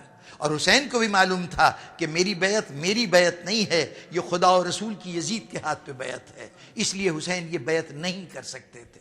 یہی تو کہا تھا نا کہ میرا جیسا شخص یزید جیسے شخص کی بیعت کرے، کہاں میں اور کہاں یزید۔ میری حیثیت ہے نمائندہ خدا کی، نمائندہ رسول کی، اور یزید یہ چاہتا ہے کہ خدا اور رسول اس کے سامنے جھک جائے، یہ ممکن نہیں ہے۔ یہ نمائندہ خدا کے، یہ خدا کا انتخاب غلط ہوتا اگر حسین کسی مرحلے پر یزید کے سامنے جھک جاتے۔ بس بزرگان گرامی، وہ مرحلہ آیا کہ یزید کی طرف سے مطالبہ بیعت ہوا۔ حسین علیہ السلام آئے تھے، کس اہتمام سے آئے تھے؟ وقت عصر کے بعد، ابھی مغرب کا وقت شروع نہیں ہوا، درمیانی وقت میں امام گھر میں تشریف لائے۔ معمول یہ تھا کہ عموماً نماز مغربین پڑھ کر آپ تشریف لایا کرتے تھے، اس دن جلدی آ گئے۔ جب جلدی آئے تو جناب زینب کے لیے بات چونکا دینے والی تھی۔ آئے اور آ کے ایک فرمائش کی کہ بہن ذرا میرے نانا کا امامہ تو لانا۔ اب اس گھر میں اس امامے کی جو جناب رسالت مآب صلی اللہ علیہ وسلم اپنے سر پہ امامہ باندھتے تھے نا، اس کی حیثیت ایک انتہائی مقدس تبرک کی تھی۔ جب کبھی کوئی بڑی مہم پیش آتی تھی تو اس گھر کے جو سربراہ ہوتا تھا اس دن اس امامے کو اپنے سر کے اوپر رکھتا تھا۔ عام دنوں میں یہ ایک مقدس چیز کے طور پر قابل احترام قرار دیتے ہوئے یہ احترام ہی کی نظر سے دیکھی جاتی تھی۔ اب جو امامہ مانگا تو زینب سمجھ گئی کوئی اہم مرحلہ درپیش ہے۔ امام نے امامہ سر پہ باندھا، اس کے بعد گھر سے جب نکلنے لگے تو ابھی تک زینب خاموش ہے۔ امام کا قدم گھر سے باہر نکلا کہ ایک مرتبہ مخاطب ہوئی، اونو محمد، ماموں اکیلا جا رہا ہے، ماموں اکیلا جا رہا ہے، جاؤ دیکھو کیا بات ہے۔ اونو محمد لپکے۔ اب جب زینب نے اپنے بچوں کو آواز دی تو تمام مائیں اپنے بچوں کی طرف مخاطب ہوئیں، علی اکبر جوان بیٹا موجود ہے، باپ اکیلا جا رہا ہے۔ قاسم تم بچے ہو لیکن اب ایسے بھی بچے نہیں ہو کہ تم اس وقت اپنے چچا کو اکیلے جانے دو۔ صرف ایک ہستی تھی جس کو کہنے کی ضرورت پیش نہیں آئی۔ ادھر حسین کا قدم گھر سے باہر نکلا اور ادھر عباس نے اپنا حجرہ چھوڑا۔ سب کی سب گئے، پورے بنی ہاشم جمع ہو کے امام کے پیچھے پیچھے چلتے ہوئے گئے۔ جب جا رہے تھے نا تو مدینے کے لوگ اپنے پہ کام چھوڑ کے، آج تک پورے بنی ہاشم کا اجتماع اس طرح نظر نہیں آیا تھا۔ ایسا محسوس ہوا کہ آسمان سے کہکشاں اتر آئی ہے مدینے کی گلیوں میں۔ لوگ یہ منظر دیکھنے لگے۔ میں کہوں گا مدینے والوں جی بھر کے دیکھ لو، پھر یہ منظر دکھائی نہیں دے گا۔ امام گئے، ولید کے پاس گئے، جو گفتگو ہوئی وہاں سے پلٹے، واپس آئے، ہر ساتھ جانے والا اپنے اپنے حجروں میں گیا۔ حسین آئے، بہن کو آ کے امامہ واپس کیا۔ اب تک بہن خاموش تھی، اب تک نہیں بولی تھی۔ اب جب امامہ واپس کیا تو اب مخاطب ہوئی، بھیا کیا ارادہ ہے؟ کہا بہن سفر درپیش ہے، ہمیں مدینہ چھوڑنا پڑے گا۔ چھوڑنا پڑے گا؟ بھیا سفر کہاں کا سفر؟ کہا ہم مکے جا رہے ہیں۔ اب زینب کے ذہن میں پوری طرح سے وہ منظر تھا کہ ایک عراق میں ایک منزل ہوگی کہ جہاں وہ عظیم واقعہ رونما ہوگا جس کا نام کربلا ہے۔ اس نے مکے کا نام سنا تو ذرا تھوڑا سا الجھ گئی کہ یہ مکہ تو بالکل مخالف سمت میں ہے، کوفے کی سمت سے بالکل مخالف سمت میں ہے۔ کہا بھیا یہ کون سا سفر ہے؟ وہی حسین نے کہا ہاں بہن وہی۔ بس اتنا سننا تھا، زینب کی شخصیت بدل گئی۔ اب تک ایک ایسی عورت کہ جو ذرا سے دکھ کے اوپر بے تاب ہو جائے، اپنے کسی عزیز کو مصیبت میں دیکھ کے تڑپنے لگے، وہ زینب اچانک اس کا لہجہ بدل گیا۔ ایسا لگا اب زینب نہیں ہے، علی کھڑے ہوئے ہیں۔ بھیا یوں کرو، جاؤ جا کے باہر تم سفر کا انتظام کرو، جو انتظام تمہیں کرنا ہے تم کرو، گھر کے اندر کے سارے معاملے میرے سپرد کر دو، میں جانتی ہوں مجھے کیا کرنا ہے۔ رباب اپنے بچے کو لے کے تیار ہو جاؤ، فروا قاسم کو بھی ساتھ لے کے چلنا ہے، اور دیکھو چلتے ہوئے بھائی حسن کی ایبا بھی رکھ لینا، اور ہو سکے تو دولہا بنانے کا سامان بھی رکھ لینا۔ ایک ایک بی بی کو ہدایت جاری کرنی شروع کی۔ پوری جماعت کو اب زینب تیار کر رہی ہے۔ حسین باہر کے انتظامات کر کے آئے، زینب نے گھر میں انتظام کر لیا۔ اب حسین جب رات گئے گھر کے اندر دوبارہ پلٹے ہیں تو اب زینب لے کے بھائی کو بیٹھ گئی، بھیا ساری تیاریاں تو ہو گئیں لیکن آؤ کچھ معاملات آپس میں طے کر لیں۔ بھیا معاملہ بہت بڑا ہے، بہت بڑا ہے، کیا تمہارا کیا عزم کیا ہے، ارادہ کیا ہے؟ کہا بہن مجھے محسوس یہ ہو رہا ہے کہ اب اسلام نہیں بچ سکتا اگر میں جان کی قربانی نہ دوں، مجھے اپنی جان قربان کرنی پڑے گی۔ ہاں بھیا علی کے بیٹے سے مجھے یہی توقع تھی، یہی مجھ سے آرزو تھی کہ وہ اسلام کے لیے اپنی جان قربان کر دے گا، لیکن بھیا ایک بات سنو، تم کہہ رہے ہو نا کہ تم جان دے دو گے، ہاں تم جان دو، تمہیں حق پہنچتا ہے کہ اسلام جب پکارے تو اپنی جان کا نذرانہ پیش کرو، لیکن اب مجھے بھی تو کچھ کرنا ہے نا، تو آؤ ایک کام کریں، تم جان دے دو، اسلام کے اوپر اپنی جان قربان کر دو، جان دینا تمہارا کام، اور اب زینب کا کیا کام؟ کہا جان دے رہا تمہارا کام اور قیامت تک تمہیں زندہ رکھنا میرا کام۔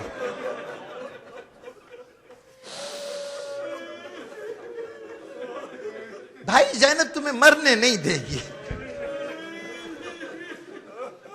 زینب تم نے آج تک گھر سے باہر قدم نہیں نکالا، تم کیسے، تم میری بقا کے لیے کیا کرو گی؟ کہا بھیا کیا مجھے کم سمجھا ہے؟ ارے جس باپ کا لہو تمہاری رگوں میں دوڑ رہا ہے اسی کا لہو میری رگوں میں دوڑ رہا ہے، جس ماں کا دودھ تم نے پیا ہے اسی ماں کا دودھ میں نے پیا ہے، جو تمہارا نانا تھا وہی میرا بھی نانا تھا، ہر چیز تو ایک جیسی، بھئی اتنا فرق ہے نا کہ تمہارے سر پہ بابا کا امامہ ہے تو میرے سر پہ ماں کی چادر ہے۔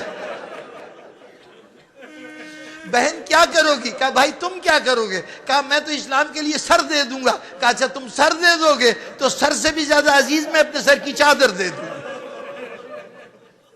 بس سامعین گرامی دو چار جملے اور آپ کی زحمتیں ختم کہ ایک مرتبہ بھائی بہن میں سارے معاملات طے ہو گئے، تو اب یہ طے ہوا کہ اچھا جب یہ ہے کہ آدھا مارکا مجھے لڑنا ہے، آدھا مارکا زینب لڑے گی، تو آؤ یوں کرتے ہیں کہ ہم فوجیں بھی بنا لیں، ایک فوج تمہاری ہو، تم اپنا جہاد اس کے ذریعے لڑنا، ایک فوج میری ہو۔ کیا تقسیم ہوئی؟ کہا یوں کرو مرد جتنے ہیں تم لے لو، عورتیں مجھے دے دو۔ اب تقسیم ہونے لگی کہ اچھا علی اصغر تمہارا، رباب میری، علی اکبر تمہارا، لیلا میری، قاسم تمہارا، ام فروا میری، اس طرح تقسیم ہو گئی۔ ساری تقسیم کرنے کے بعد اب زینب کچھ سوچنے لگی، سر جھکا لیا، غور کرنے لگی۔ بہن کیا غور کر رہی ہو؟ کہا بھیا ایک بات بتاؤ، تمہاری فوج کا علمدار کون ہوگا؟ کہا بہن عباس کی موجودگی میں کسی اور کا تصور ہو سکتا ہے؟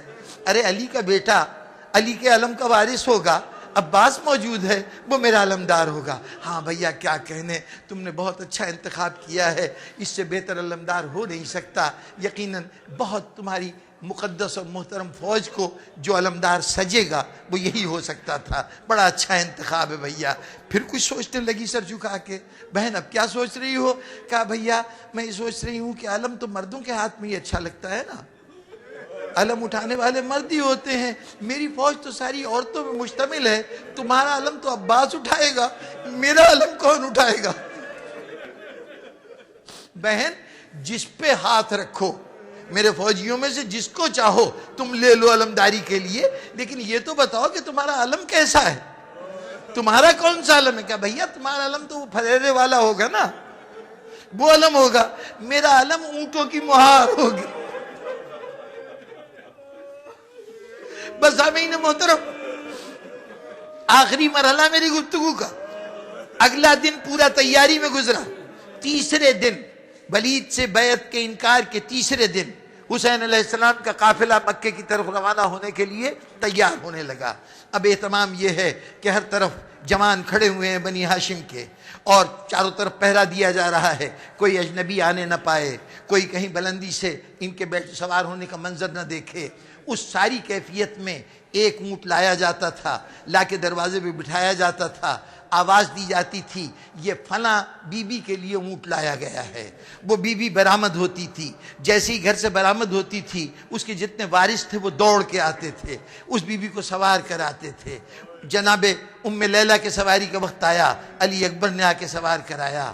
جناب ام فروہ کے سوار ہونے کا وقت آیا، 3 بیٹے، 3 اولادیں امام حسن کی وہ آئیں کہ ہم اپنے معظمہ کو خود سوار کرائیں گے۔ ایک ایک بی بی کو سوار کرا رہے تھے۔ حسین ایک طرف مسند پہ بیٹھے ہوئے منظر دیکھ رہے تھے، عباس ادھر ادھر نظریں دوڑا رہے تھے، کوئی سامنے آنے نہ پائے، بلندی پہ آنے نہ پائے۔ اتنے میں ایک آواز سنائی دی، ایک نام پکارا گیا، اس نام میں نہ معلوم کیا بات تھی۔ حسین مسند سے کھڑے ہو گئے، عباس اپنا پہرا چھوڑ کے دوڑے، علی اکبر بھاگتے ہوئے آئے۔ کون آ رہا تھا؟ علی کی بیٹی زینب سوار ہونے آ رہی تھی، علی کی بیٹی زینب سوار ہونے آ رہی تھی۔ ایک مرتبہ عباس آگے بڑھے، شہزادی میرے پیروں کو زینہ بنائیے، اس کا سہارا لے کے سوار ہوئیے۔ علی اکبر آگے بڑھے، اماری کا پردہ ہٹایا، حسین نے بازو پکڑا، بہن میں سوار کراتا ہوں۔ زینب نے عباس کو دیکھا، علی اکبر کو دیکھا، حسین کو دیکھا، ایک مرتبہ کہا بھیا مجھے چھوڑ دو، علی اکبر تم بھی ہٹ جاؤ، بیٹا عباس تم بھی ہٹ جاؤ، اس وقت تم مجھے سوار نہ کراؤ، مجھے سوار وہ کرائے جو اگلی منزلوں پہ بھی میرا ساتھ دے۔ شہزادی پھر کون سوار کرائے گا؟ بلاؤ سید سجاد کو، آج وہ یہاں سوار کرائے، کل کربلا سے جب ہم کوفے جا رہے ہوں گے یہی ہمیں سوار کرائے گا۔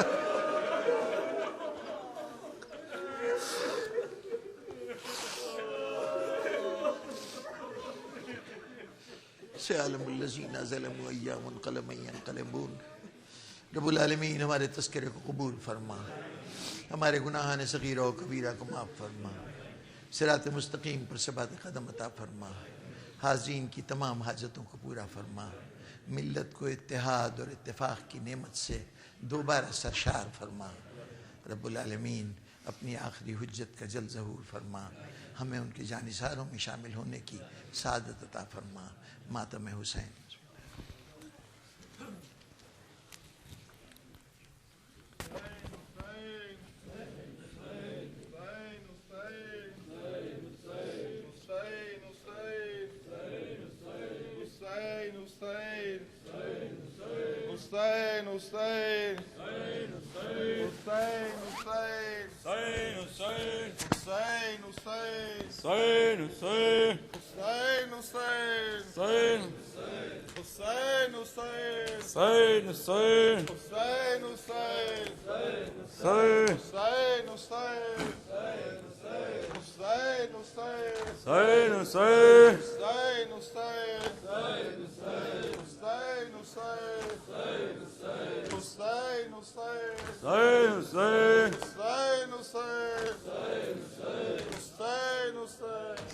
یا حسین یا حسین یا حسین یا حسین یا بولو یا حسین یا حسین یا حسین یا حسین یا حسین یا حسین یا حسین یا حسین یا حسین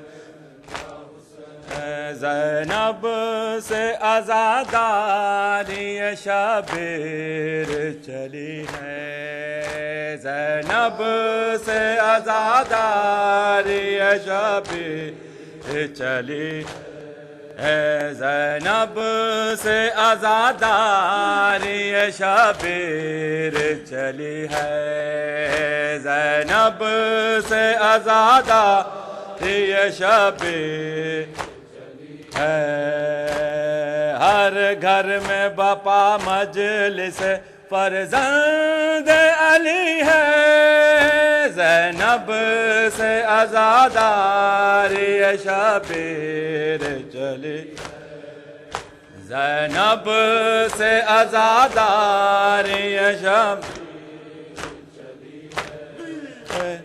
ماتم کی عبادت کی طرح مل گئی توقیر، ماتم کو عبادت کی طرح مل گئی توقیر، ہم اہل عزا کی تو عبادت ہی یہی ہے، ہم اہل عزا کی تو عبادت ہی یہی ہے، زینب سے عزاداری یہ شب ہے، زینب سے عزاداری یہ شبیر چل ہے، شبیر کی مجلس میں ہے عباس کا ماتم، شبیر کی مجلس میں ہے عباس کا ماتم، زخم دل زہرا کی دعا نوحہ گری ہے، زخم دل زہرا کی دعا نوحہ گری ہے، زینب سے آزادہ یہ زہیر چلی ہے، زینب سے آزادہ یہ زہیر ہے، زینب نے اسیری میں کیا کار امامت، زینب نے اسیری میں کیا کار امامت، شبیر کا پیغام لیے شام گئی ہے، شبیر کا پیغام لیے شام گئی ہے، زینب سے عزاداری یہ شبیر چلی ہے، زینب سے عزاداری یہ شبیر چلی ہے، ماتم نہ کیا بچوں کا بس بھائی کو روئی، ماتم نہ کیا بچوں کا بس بھائی کو روئی، بتلاؤ زمانے میں بہن ایسی کوئی ہے، بتلاؤ زمانے میں بہن ایسی کوئی ہے، زینب نے زیادہ یہ شبیر رہی ہے، زینب سے زیادہ ہے، عباس کو روئی علی اکبر کو بھی روئی، عباس کو روئی علی اکبر کو بھی روئی، تا عمر وہ شبیر کے ماتم میں رہی ہے، تا عمر وہ شبیر کے ماتم میں رہی ہے، زینب سے آزادہ یہ شبیر چلی ہے، زینب سے آزادہ یہ شبیر چلی ہے،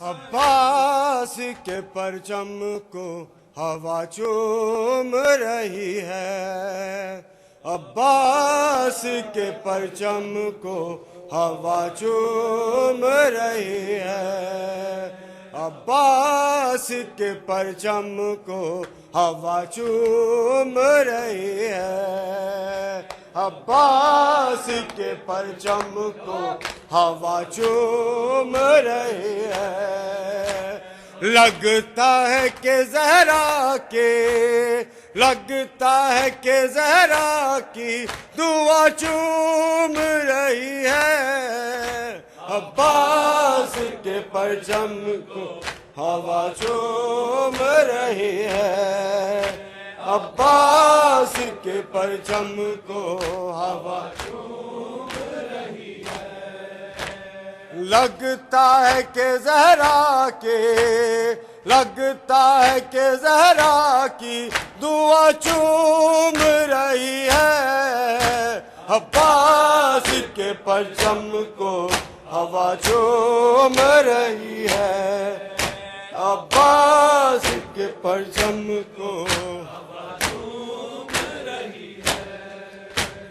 آ دیکھ سکینہ تیرے عباس کا لاشا آ دیکھ سکینہ تیرے عباس کا لاشا دریا کے کنارے پہ قضا چوم رہی ہے عباس کے پرچم کو ہوا چوم رہی ہے عباس کے پرچم کو ہوا چوم رہی ہے عباس کے پرچم کو ہوا چوم رہی ہے آ دیکھ سکینہ تیرے عباس کا لاشا آ دیکھ سکینہ تیرے عباس کا لاشا دریا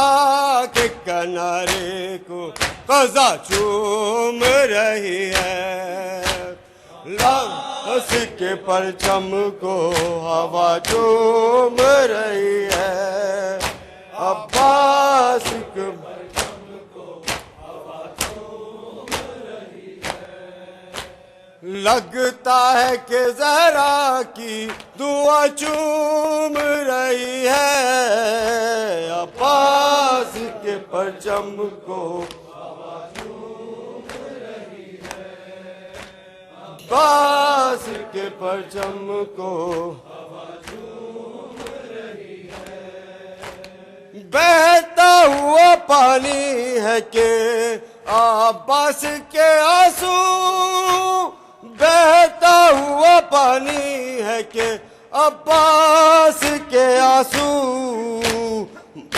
مشکیز کو امت کی عزا چوم رہی ہے عباس کے پرچم کو چوم رہی ہے عباس کے پرچم کو ہوا چوم رہی ہے عباس کے پرچم کو ہوا چوم رہی ہے عباس کے پرچم کو ہوا چوم رہی ہے حسین حسین حسین حسین حسین کیا رہے اپنا لوں اونچا رہے اپنا لوں اونچا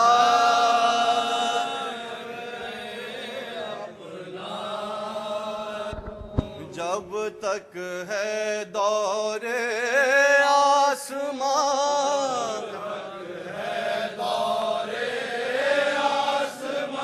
سن لے یہ ہر پیر و جوان آواز پر شبیر کی بڑھتا رہے یہ کارواں رکنے نہ پائے یہ قدم اونچا اونچا رہے ہر قلب پر چھاتے چلو ہر قلب پر چھاتے چلو دنیا کو بتلاتے چلو ایک ایک محاذ ظلم کی تصویر دکھلاتے چلو ہر دل میں بھر دو شہ کا غم